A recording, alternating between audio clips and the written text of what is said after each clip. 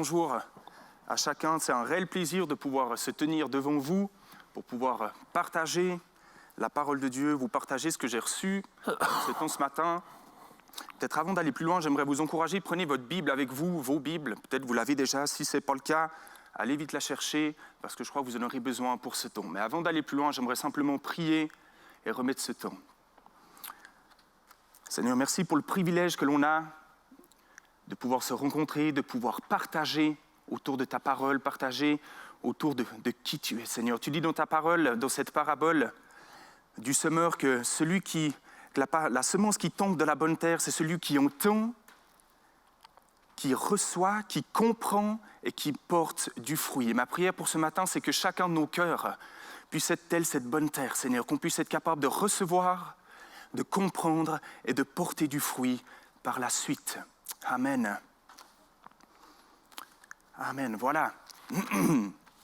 Après être ressuscité, Jésus est resté pendant quelques temps avec ses disciples, certainement pour continuer de les encourager, leur donner un petit peu les derniers conseils et les derniers encouragements dont vous avez besoin.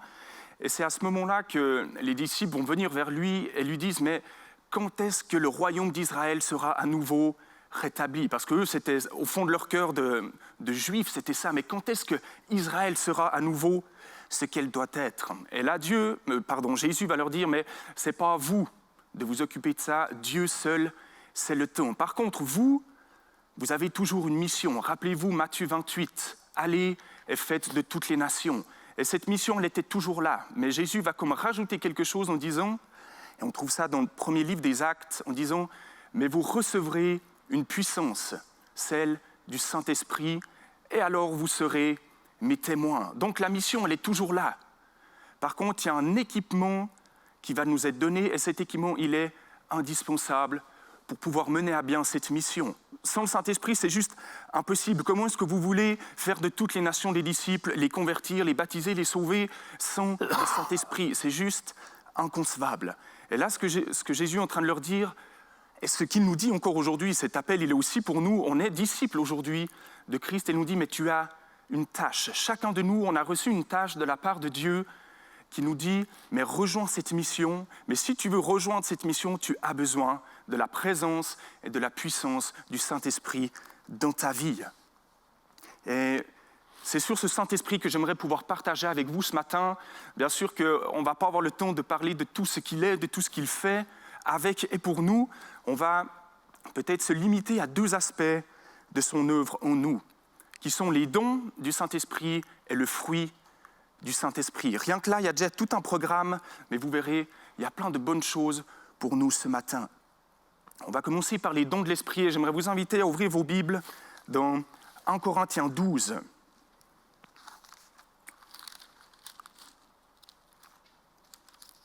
1 Corinthiens 12, versets 7 à 11. Or, à chacun, la manifestation de l'Esprit est donnée pour l'utilité commune. En effet, à l'un est donnée par l'Esprit une parole de sagesse, à un autre une parole de connaissance selon le même Esprit, à un autre la foi par le même Esprit, à un autre des dons de guérison par le même Esprit, à un autre le don d'opérer des miracles, à un autre la prophétie, à un autre le discernement des esprits, à un autre diverses sortes de langues, à un autre l'interprétation des langues. Un seul et même Esprit opère toutes ces choses, les distribuant à chacun en particulier comme il le désire. Donc, on a Paul qui dresse là une liste de 9 dons de l'Esprit. Certainement que la liste, elle n'est pas exhaustive. On trouve d'autres dons à d'autres endroits dans la Bible, par exemple au Romains 12 ou dans Éphésiens, mais ce matin, on va se limiter à ces 9 dons qui me paraissent importants.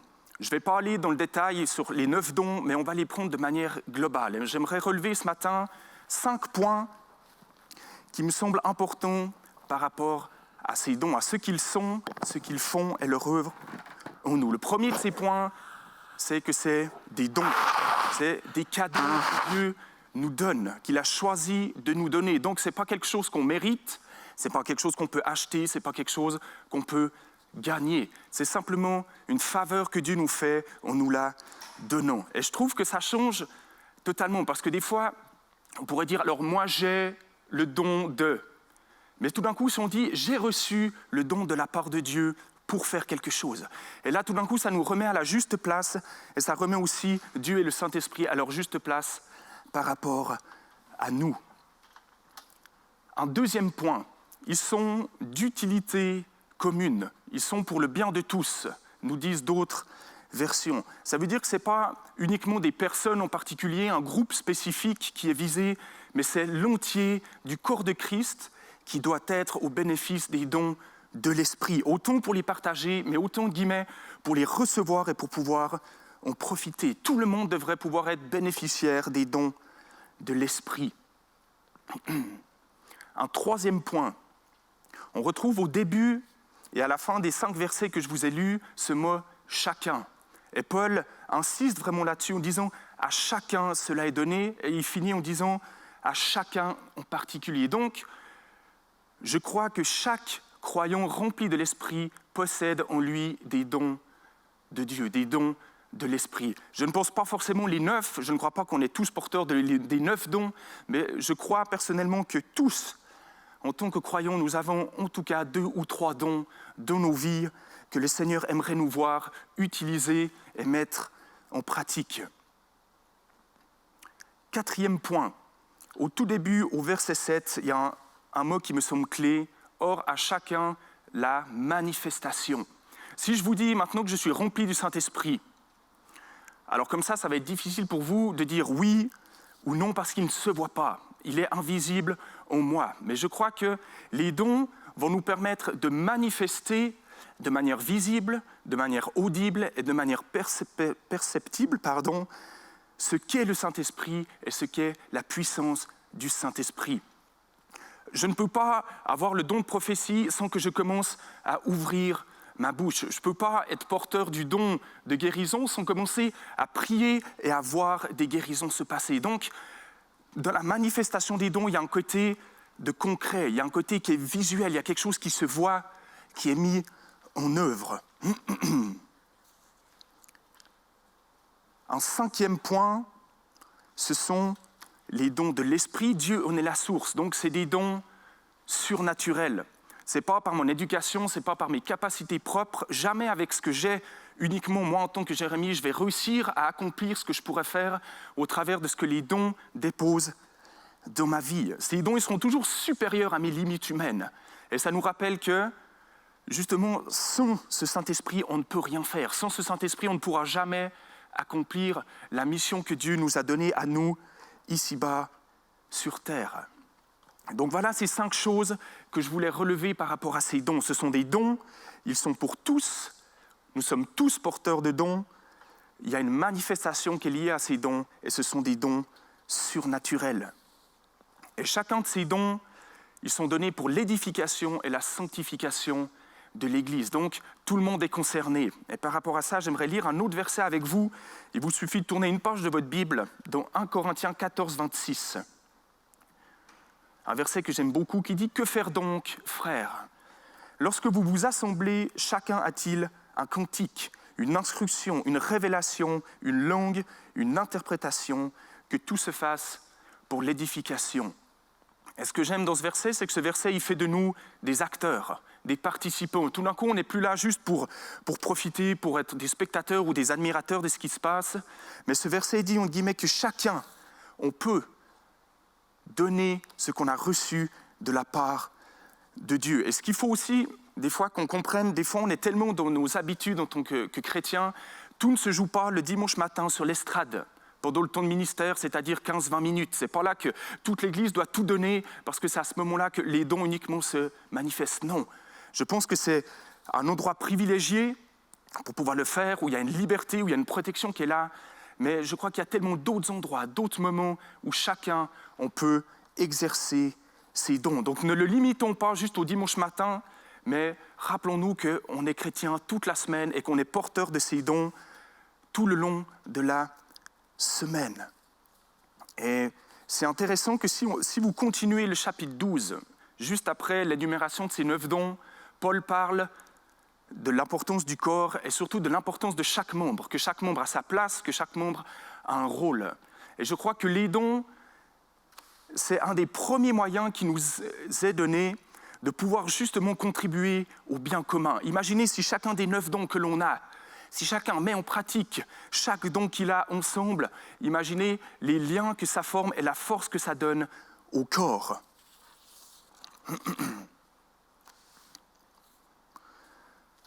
Autre chose par rapport à ces dons, le fait de me dire que Dieu m'a donné des dons, ça me responsabilise vis-à-vis de Dieu, mais aussi vis-à-vis des autres personnes autour de lui. Imaginez, il a choisi de nous donner la plus grande puissance qui existe sur cette terre, il l'a déposée en chacun de nous. Qu'est-ce qu'on va en faire ?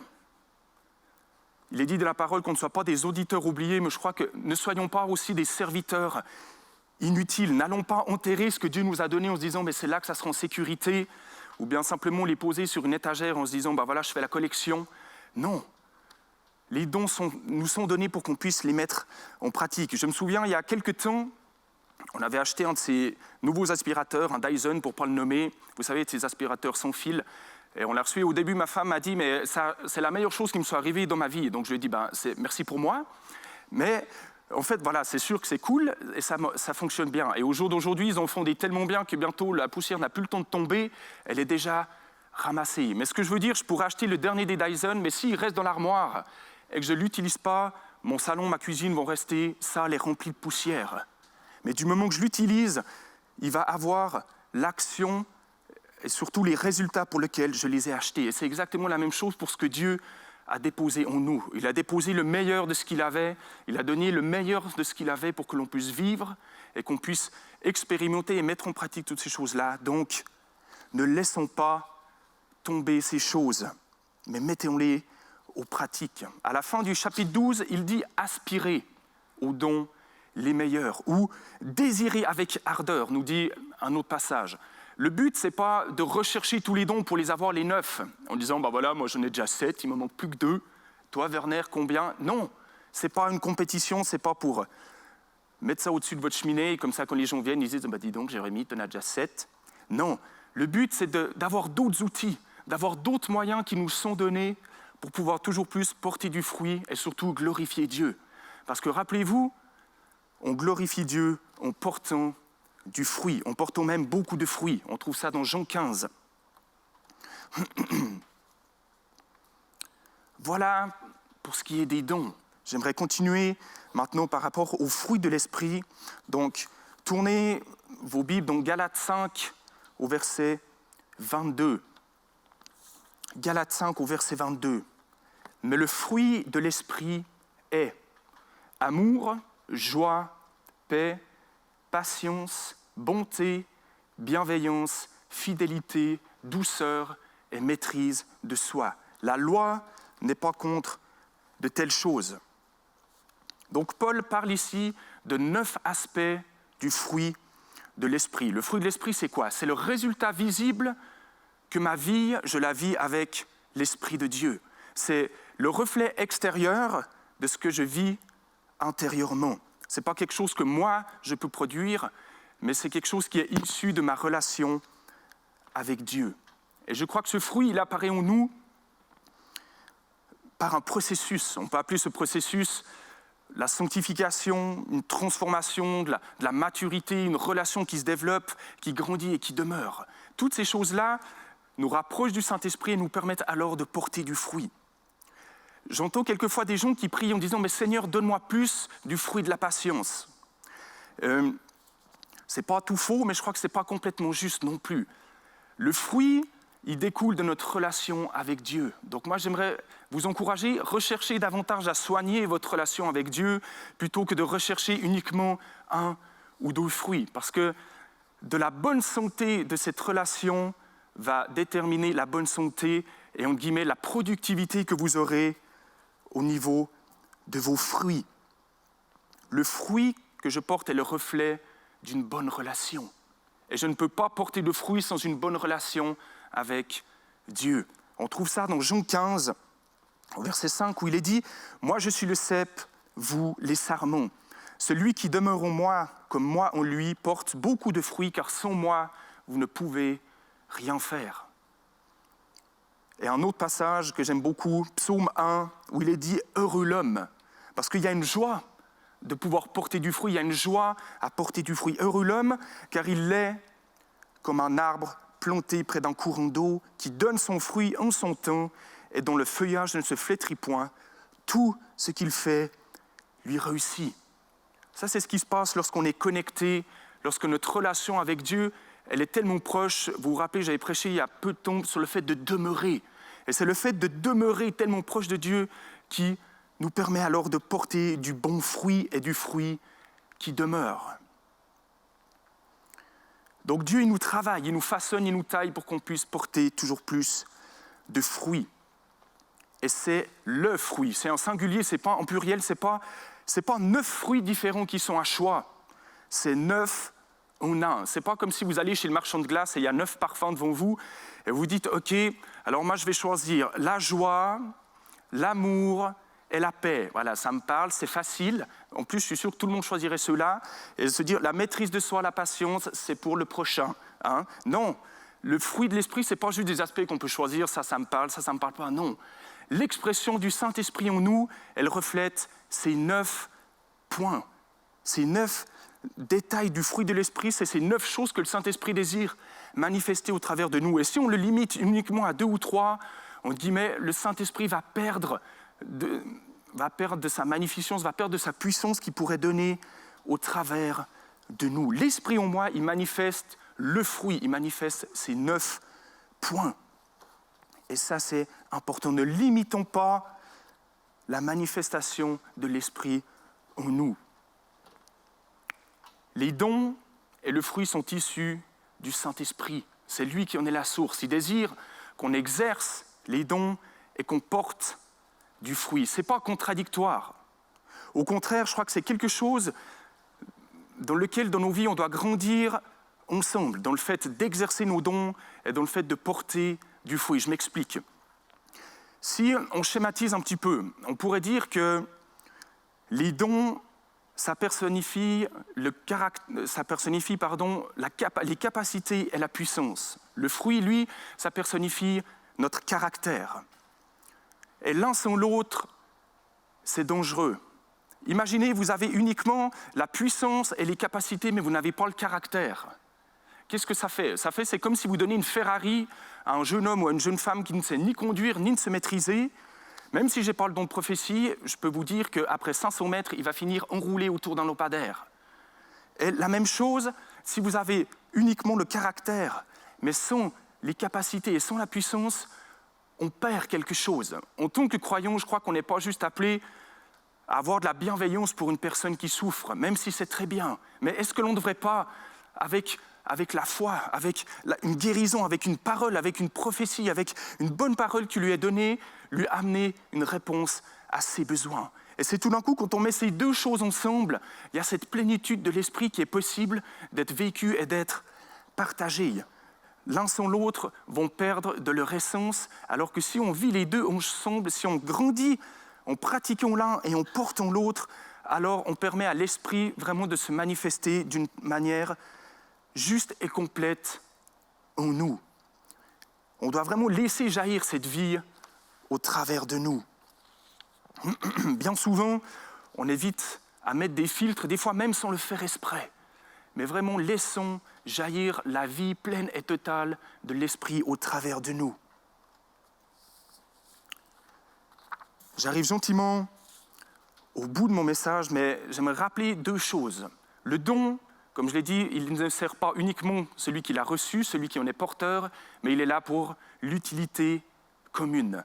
De la même manière, le fruit que je porte, il est avant tout une bénédiction pour celles et ceux qui sont autour de moi, qui m'entourent. C'est la même chose dans la nature. Un pommier, il ne porte pas des pommes parce qu'il aime les pommes et parce qu'il va les manger. Non.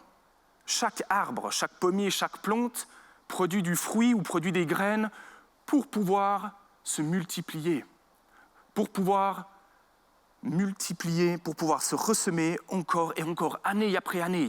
Il redonne la vie pour que d'autres arbres puissent venir, pour que d'autres plantes puissent venir et se multiplier. Il donne la vie. Et c'est exactement la même chose pour nous. Les dons et le fruit que j'ai m'orientent toujours et me poussent toujours vers mon prochain. Et c'est ça que j'aimerais vous laisser, ce qu'on a reçu. Je l'ai transphasé comme ça, ou paraphrasé comme ça. Équipé pour servir, transformé pour bénir. Je leur dis encore, les dons de l'esprit nous orientent vers notre prochain. On a été transformé, on est équipé pour servir, on est transformé pour bénir. Et ça que je crois, ça c'est l'œuvre et c'est le programme que le Saint-Esprit a pour chacun de nous, pour chacun de vous. Dieu désire que vous puissiez être équipés pour servir et que vous puissiez être transformés pour bénir tout autour de vous. Voilà, j'arrive au thème de mon message. Je vais laisser Werner me rejoindre, comme ça on va pouvoir passer un temps ensemble pour partager. On aimerait aussi après, par la suite, pouvoir aussi exercer pour un temps de ministère. Donc restez avec nous. J'aimerais déjà vous aussi vous inviter. Ouvrez vraiment votre cœur, votre esprit à ce que l'Esprit a pour vous ce matin. Je crois que Dieu veut agir ce matin au travers de ce qui a été dit, mais même au-delà. Si vous êtes là avec des besoins, sachez que Dieu veut y répondre ce matin et on va pouvoir vivre après un temps de prière aussi pour différentes choses. Donc restez avec nous. Dieu n'en a pas fini avec vous ce matin. Merci beaucoup, Jérémy. Avec plaisir. Je crois que c'est un des thèmes les plus enthousiasmants de l'Écriture, c'est de voir que Dieu veut coopérer, nous utiliser pour qu'on puisse le servir, et il met à notre disposition ces différents dons, ce fruit de l'Esprit. Et ce que nous souhaitons, c'est que ça devienne quelque chose de très pratique dans vos vies. Alors je t'ai écouté, Jérémy, je voulais poser une ou deux questions assez simples pour qu'on arrive à trouver une application, une mise en pratique de ce qui a été dit ce matin. Tu as mentionné avec ce texte de 1 Corinthiens 12 que Dieu a donné. Pourquoi est-ce qu'il est tellement difficile et que tellement de chrétiens ne savent pas où est leur don spirituel? Quelle est la raison et comment est-ce qu'on peut les aider à le découvrir et à commencer à l'utiliser? D'une façon très pratique, tu as quelqu'un qui n'a jamais fait, mais qui a envie, qui aspire, parce que tu as dit que l'important c'est d'aspirer. Comment est-ce qu'on peut l'aider à se mettre en route? Et puis, est-ce qu'il va faire tout juste la première fois? Est-ce qu'il va devoir essayer différentes choses pour voir lesquelles lui correspondent le mieux? Quels seraient tes conseils?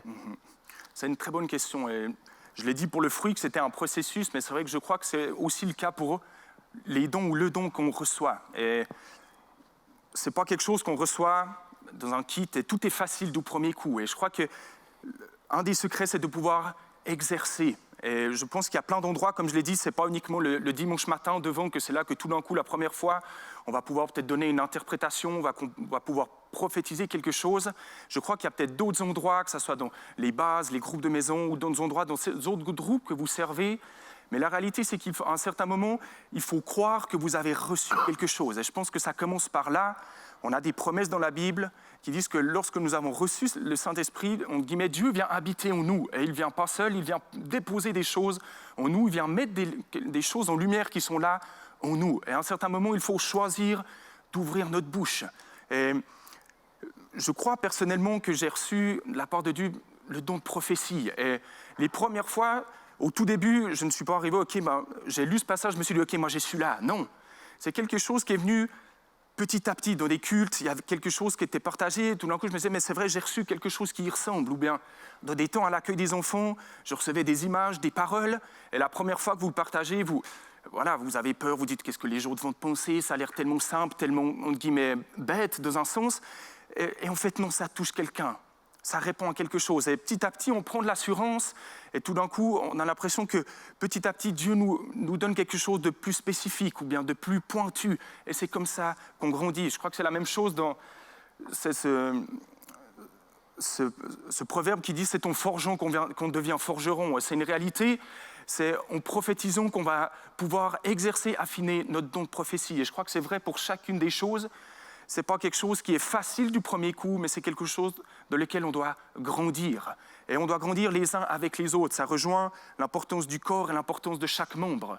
Ce n'est pas chacun dans son coin qui essaye, mais c'est ensemble qu'on grandit, c'est ensemble qu'on s'encourage, c'est ensemble qu'on se corrige. C'est aussi mis qu'on doit examiner par rapport à la prophétie, mais aussi les autres choses, je crois. Donc on grandit ensemble et ça nous permet de devenir toujours plus, entre guillemets, porteurs de meilleurs fruits et de bons fruits pour les personnes autour de nous. Tu as utilisé l'image de l'aspirateur que vous avez chez vous, qui est magnifique, qui a sûrement beaucoup de force d'aspiration, etc. Mais tu dis qu'il est utile que dans la mesure où on l'utilise. Et tu as fait un parallèle avec les dons spirituels en disant mais c'est que dans la mesure où on va commencer à les utiliser qu'ils vont être utiles et qu'ils vont faire le travail qui sera appelé à être fait.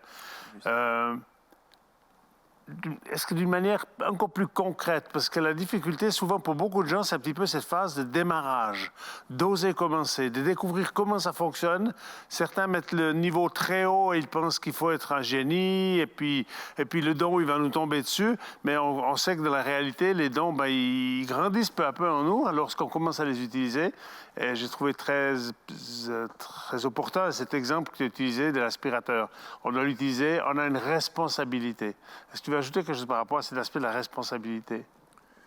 Je crois qu'il y a vraiment cette prise de conscience, en guillemets, qu'on est un petit peu le canal par lequel Dieu désire agir dans ce monde. Et c'est dans ce sens-là que ça nous responsabilise vraiment. Et je crois que c'est vrai que quelque chose m'avait touché. J'avais suivi le cours sur la prophétie que Blaise et Edith donnaient il y a bien longtemps.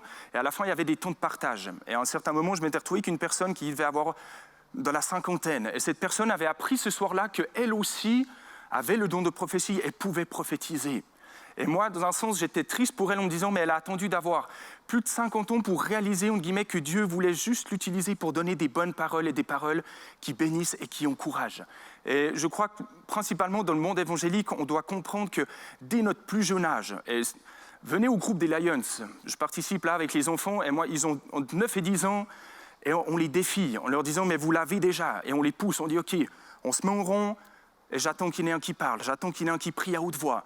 Et au début, ça prend un petit peu de temps, mais au bout d'un moment, ils nous dépassent. Et moi, je me dis, mais comment est-ce que ça peut sortir d'eux? Ça ne vient pas d'eux, c'est juste l'esprit qui les utilise. Mais ils ont compris que même s'ils avaient 8 ou 9 ans, ce n'est pas parce qu'il leur manque des diplômes, ce n'est pas parce qu'ils n'ont pas 40 ans que Dieu ne désire pas les utiliser, surtout que Dieu ne peut pas les utiliser de la bonne manière. Et là, peut-être que ça rejoint ce passage de Matthieu qui dit, mais qu'on doit être comme des petits-enfants. Et à un certain moment, on doit peut-être aussi mettre de côté notre orgueil, ce que les gens pensent de nous, en disant, mais ok, je suis d'accord de me mettre à l'école de l'esprit. Et peut-être que ça coûte. Il y a des choses, on aime bien faire les choses qu'on aime bien faire, qu'on arrive bien à faire. Ça, c'est facile. Mais tout d'un coup, se dire, ok, mais j'ai tellement envie d'être utilisé par Dieu, est-ce que je suis prêt peut-être de recommencer tout en bas? Et moi, je vois les dons comme une semence. Dieu choisit de déposer une semence en nous. Est-ce que je vais l'arroser? Est-ce que je vais la mettre de la bonne terre? Est-ce que je vais lui permettre de porter du fruit, de porter 30, de porter 100, et ainsi d'être multiplié? Merci beaucoup. Moi, j'ai une question pour vous qui nous suivez. Jérémie a dit tout à l'heure aspirer ardemment ou désirer ardemment. Et j'aimerais vous encourager à avoir ce désir ardent. Et osez commencer avec vous-même, entre vous et Dieu, et commencez à aller dans votre chambre et peut-être à prophétiser sur vos propres vies, à déclarer les choses. Vous prenez très peu de risques, vous allez faire du mal à personne, et sur vous-même, vous allez très certainement prononcer des très bonnes paroles, et c'est une bonne manière de commencer à prophétiser.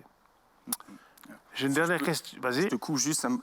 Je rappelais cette notion d'exemple, je crois. Je me souviens, Werner a été pour moi, et je crois est toujours pour moi un exemple. Je me souviens au tout début, quand je suis toujours venu de cette église. Bref, mais au début, j'entendais les gens parler en langue ou prophétiser. Au début, on a l'impression que ce qu'on fait, c'est la même chose qu'eux. Et je crois qu'il y a des exemples qui nous inspirent. Et je crois qu'on peut aussi utiliser ça pour nous permettre de grandir. On ne doit pas chaque fois, chaque nouvelle personne qui reçoit le don, on doit dire « Ok, je dois réinventer quelque chose ».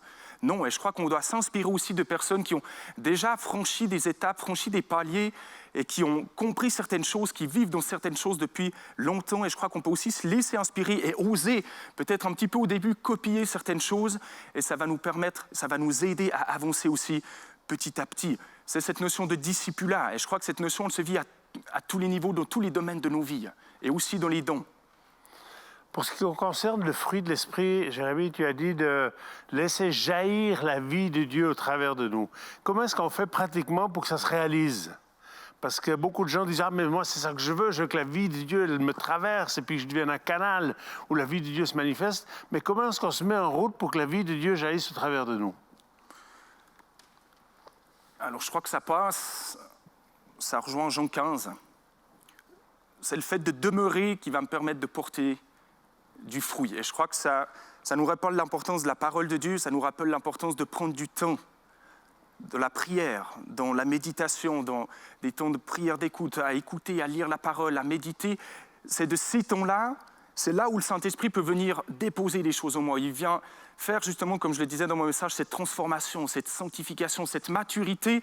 On ne l'acquiert pas juste comme ça, mais on l'acquiert en prenant du temps à genoux devant lui. Et c'est après, quand on se retrouve au travers d'autres, que cette vie de l'Esprit devient tellement forte en nous qu'elle va prendre le pas, entre guillemets, sur qui je suis uniquement moi en tant que Jérémie. Est-ce que le Jérémie, il est patient jusqu'à un certain point. Même avec mes enfants, au bout d'un moment, je les aime beaucoup, mais certaines fois, voilà, il y a des limites et je perds patience. Et c'est là que tout d'un coup, tu dis, mais Seigneur, qu'est-ce que toi tu ferais? Ou bien, comment est-ce que je fais? Aide-moi. Et là, tout d'un coup, il y a une pensée qui vous vient. Ou bien, il y a comme une dose de patience supplémentaire ou une dose d'amour supplémentaire qui vous fait voir votre enfant et disant, mais il a fait ça, mais est-ce que c'est si grave que ça? Tu as fait la même chose il y a quelques années en arrière. Et c'est dans ce sens-là où c'est se mettre à l'école de Dieu et c'est dans le secret de nos chambres que ça se passe. La transformation, elle est là, et le résultat de la transformation, il peut alors se vivre à l'extérieur. Merci beaucoup. Magnifique. Je propose qu'on aille dans un petit moment où on va faire du ministère et on va donner quelques paroles reçues de Dieu. Parfois, les gens me disent comment est-ce qu'on se met en route d'une façon très simple. J'aimerais vous poser une question. Vous avez tous déjà vu une personne qui est en colère, qui est fâchée pour X raisons. Et là, il n'a pas besoin de faire d'efforts pour dire des propos insensés, agressifs et méchants. Ben ça, c'est juste l'opposé, c'est ce qu'on ne veut pas. Mais si on est rempli de la présence de l'Esprit de Dieu, on n'a pas besoin de faire des énormes efforts pour devenir un instrument qui sait encourager, qui sait exhorter, qui sait relever l'autre et lui aider à rentrer. C'est ce qu'on aimerait faire pendant ces quelques instants. On aimerait vous encourager. Donc, je propose qu'on le fasse un peu à tour de rôle. On ne s'est pas préparé. On va se laisser inspirer par l'Esprit Saint et on va demander au Saint-Esprit qu'est-ce que tu aimerais nous dire. Saint-Esprit, je te prie pour ce petit moment de ministère qu'on va avoir maintenant, qu'on puisse répondre à des besoins concrets. Et on te demande, Saint-Esprit, de nous conduire dans le nom du Seigneur Jésus-Christ. Amen. Alléluia. Moi, j'ai une parole pour les personnes qui vivent une période où ils sont dans la confusion et dans l'insécurité. Et tu es même en train de te dire, est-ce que Dieu n'est pas en train de me laisser? Alors, j'aimerais juste te rendre attentif que Dieu ne va pas te laisser. Tu es attaché à Dieu au travers d'une alliance et Dieu ne va pas rompre l'alliance. Et je t'encourage, Dieu aimerait t'encourager ce matin avec détermination à venir vers lui et à te repositionner en disant, Seigneur, je ne sortirai pas de l'alliance que tu as établie avec moi et dans laquelle j'ai pu rentrer. Et je veux prendre autorité sur tout ce qui est lié à cette insécurité, à cette peur, à ce sentiment de ne pas être au niveau. Dieu veut te redonner de la force et de la joie aujourd'hui. Et je libère cette grâce de Dieu sur ta vie, qui est de nouveau de la sécurité qui vient, de la force qui vient en toi. Et que tout ce qui est venu te tourmenter, eh bien, approche-toi de Dieu si tu as besoin. Incline-toi devant lui, fais-lui connaître ton besoin, demande-lui grâce si tu as manqué, si tu as péché, et poursuis ta route avec lui. Dieu n'a pas terminé avec chacun et chacune d'entre vous. Juste avant de venir ce matin à l'église, j'ai été un moment dans la forêt au bord de la Broye pour finir mon message. Il y avait un banc et dessus ce banc, il y avait une petite pancarte, et c'était écrit « Venez à moi, vous tous qui êtes fatigués, je vous donnerai du repos ». Et j'ai cette pensée particulière pour ce matin par rapport à tout ce qui est des préoccupations au niveau professionnel. Et voilà, on vit une période qui n'est pas forcément évidente par rapport à ça. Ça peut être aussi lié à d'autres choses, mais je crois que cette parole rejoint toutes ces personnes si vous êtes avec des préoccupations au niveau de votre avenir professionnel. Peut-être qu'il y a du chômage qui est là, il y a un travail qui est recherché, mais il n'y a pas de porte qui s'ouvre. Et le Seigneur aimerait te dire ce matin, mais garde confiance. Dépose toutes ces choses à mes pieds parce que je veux ouvrir des portes. Mais vraiment, dans ce sens, ce passage, il dit, mais venez à moi, vous tous qui êtes fatigués. Donc, il y a cette démarche de venir. Donc, j'aimerais vous encourager, osez aller vers Dieu, osez lui partager vos soucis. Qu'est-ce qui vous habite? Peut-être aussi, il y a de l'incompréhension, il y a de la colère qui est là. Osez déposer ces choses-là et choisissez de faire confiance. Reposez-vous dans le repos de Dieu et j'aimerais prier pour vous. Et Seigneur, merci pour toutes ces situations où peut-être on a l'impression que la porte est close, qu'elle reste close. Et on veut prier que ces situations elles puissent se décompter, Seigneur. On prie que toutes ces personnes qui sont au chômage, qui sont de la recherche d'un emploi, on prie que dans ces prochaines semaines, Seigneur, ces prochains mois, tu puisses ouvrir des portes et qu'à nouveau, Seigneur, ils puissent entrer de la vie professionnelle, qu'à nouveau, un salaire puisse rentrer, qu'à nouveau, Seigneur, ils puissent, entre guillemets, amener un salaire à la maison pour le foyer, pour le bien de toute la famille, Seigneur. Et on profite par là de bénir aussi, et on veut refuser toute tension que ça amène dans les couples, de les familles par rapport à ça, tous les soucis. On sait ce que ça comporte et on veut refuser ces choses-là. Et on apporte vraiment la paix, le repos dans les couples, dans les foyers, là où il y a, Seigneur, ces difficultés au niveau professionnel. Mais merci parce que tu vas apporter une réponse de ces prochains temps pour toutes ces situations, Père. Amen. Amen. Alléluia. Vous savez, pour qu'un feu s'éteigne, il n'y a rien besoin de faire. Il n'y a qu'à laisser brûler le bois qui est dans le foyer, et puis le feu va s'éteindre tout seul. Si tu veux que ton feu reste allumé, mets du combustible. Et j'ai une pensée particulière pour tous ceux qui vivent un peu ça, qui ont le sentiment que le feu s'éteint, que leur dynamisme par rapport à Dieu, le niveau a baissé. Et j'aimerais t'encourager à ouvrir ta bouche, à proclamer, mais aussi à chanter.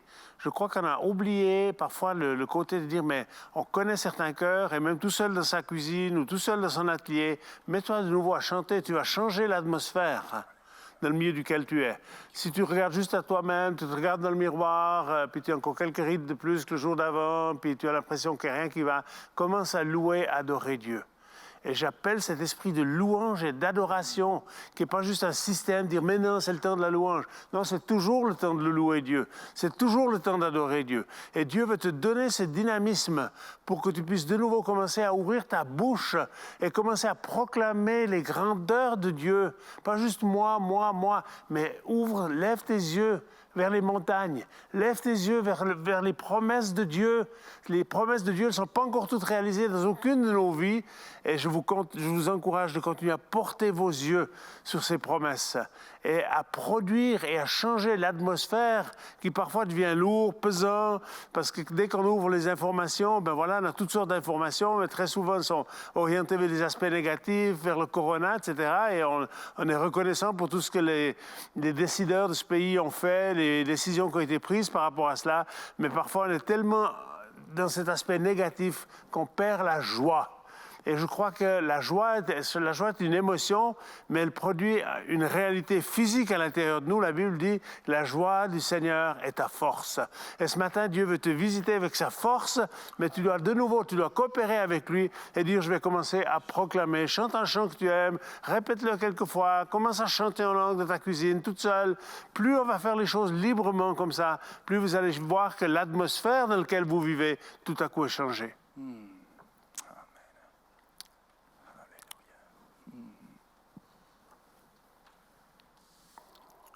C'est vraiment, par rapport à tout ce qu'on a partagé, ce sentiment que Dieu désire te donner des paroles à propos, désire vous donner, particulièrement de la semaine qui vient, des temps, des rencontres où nous allons pouvoir manifester ce que Dieu est pour nous et ce qu'il fait au travers de nous. Je ne le fais pas dans le sens en essayant d'amener une pression ou quoi que ce soit, mais j'aimerais simplement vous inviter vraiment à vous ouvrir chaque matin, le matin quand vous vous levez, priez Seigneur.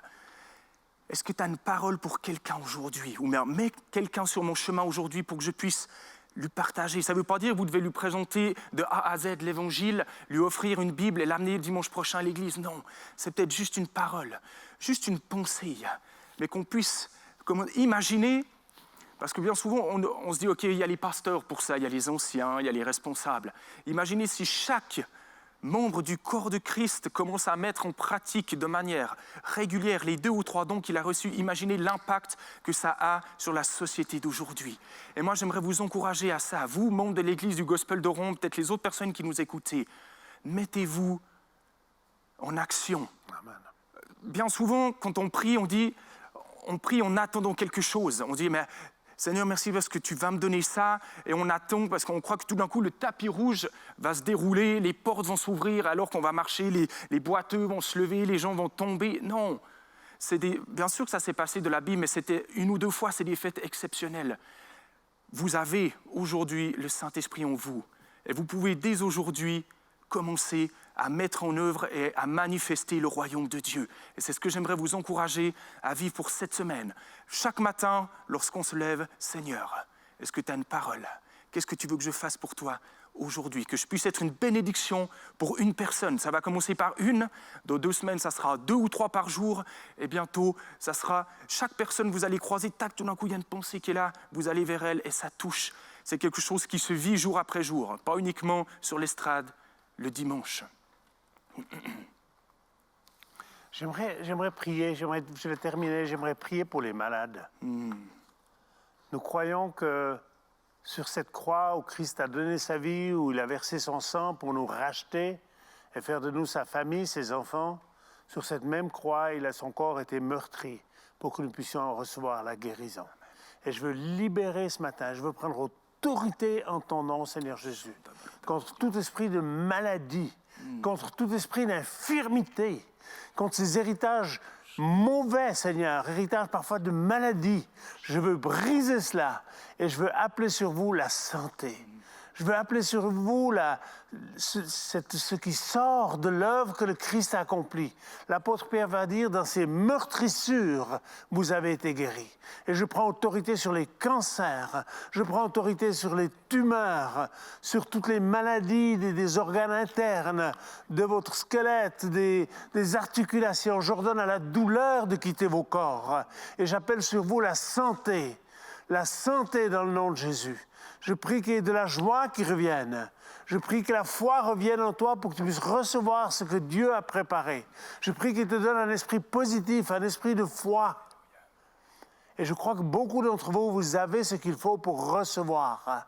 Et je libère de la part de Dieu sur vous cette grâce, cette faveur de Dieu pour votre restauration, pour votre guérison. Je prie qu'il y ait de nouveau des nouvelles perspectives qui s'ouvrent, que vous ne voyez, vous n'étiez plus capable de voir. Mais Dieu va ouvrir vos yeux pour que vous soyez capable de voir ce qui n'était pas visible et ce qui n'était pas encore visible, mais que par l'Esprit Saint et par les yeux de la foi, vous puissiez commencer à contempler ce que Dieu a préparé pour vous. Dieu va te parler pendant cette semaine. L'Esprit de Dieu va t'aider à te mettre en route sur ce qui a été partagé ce matin. Et j'aimerais t'encourager, collabore avec le Saint-Esprit et tu vas voir que beaucoup de choses profondes vont commencer à changer et à jaillir de toi, dans le nom de Jésus. Parle la foi, bénis ton corps, parle à tes membres malades, ordonne-leur de retrouver la santé. C'est notre héritage en Jésus-Christ.